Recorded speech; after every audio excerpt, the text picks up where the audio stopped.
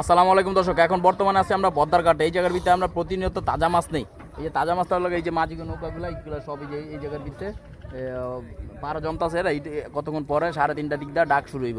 তো এই জায়গার ভিতরে আমার সাথে আছে এই যে আলম ভাই। আলম ভাই আসসালামু আলাইকুম।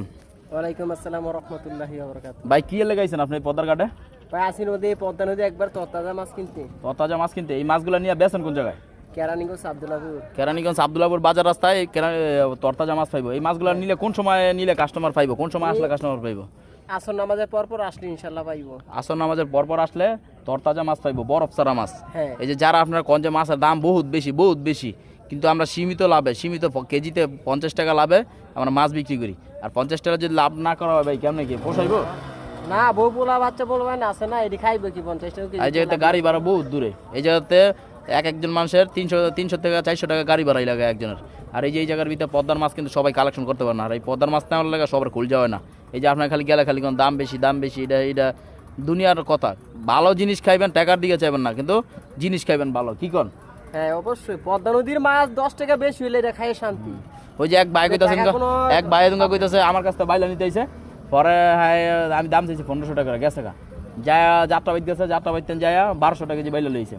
মানে কোন জায়গার বাইলা? এক হলো বাইলা হলো মেঘনার বাইলা, আবার হলো মেঘনার বরফ দেওয়া মাছ রয়েছে নরম। আর এই কেজিতে 1500 টাকা চাইছে, আর 100 টাকা দিলে 100 টাকা কম দিলে দিয়া দিই। এই জায়গার ভিতরে 200 টাকা লেগে গেল।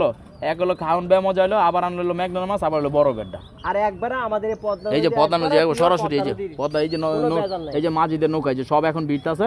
এখন বাজলো 3টা। এই যে আর আধা ঘন্টা পরে ডাক শুরু হবে, আধা ঘন্টা পরে আমরা এই যে মাছ এই যে এখন এই জেলেরা আসতেছে বা আসছে, এগুলি কিছুক্ষণ পরে 4টা বা 3:30টার দিকে ডাক হবে। পরে আমরা ডাইকা নিয়ে কেরানীগঞ্জ আব্দুল্লাহপুর বিক্রি করব। যদিও মাছ মনে হয় কেজিতে 50 টাকা বেশি হয়, কিন্তু এই মাছ খায় একবারে পদ্মা নদীর মাছ তো একবার খাইলে মনে রাখতে হইব যে এটার নাম আলম, এটার নাম হলো সাইফুল। এটা খাইলে মনে রাখতে হইব, টাকা দেওয়া জিনিস পাইবেন না। একবার টাকা হইলে সব সময় টাকা হইলে জিনিস পাওয়া যায় না। এই যে জায়গাতে আমরা পকেট ভরা টাকা হলে মাঝে মধ্যে চিন্তা করি যে মাছ তেমন কিন্তু পাই না। ভালো পাইলে তারপরে লই। এটা একবারে 100% শিওর। স্বর্ণ যদিও কোটি টাকা দাম হয়, এটা লাড়াচাড়া করতে পারে মানুষ, করতে পারে। কিন্তু এই যে পদ্মা নদীর মাছ কোটি কোটি টাকা আছে। পদ্মা নদীর মাছ যে খাইবো একটা মনের আবেগ, কিন্তু টাকা আছে কিন্তু মাছ পাইতেছে না। মনে একটা আবেগ আমি পদ্মা নদীর মাছ খাবো, পদ্মা নদীর মাছ খাবো। এটা খাওয়ার মাছ যদি খান, যদি পৃথিবীতে যেটা ভালো মাছ হোক, পদ্মার মাছের লগে কোনো মাছের জোড়া না। পদ্মার মাছের লগে কোনো মাছের জোড়া।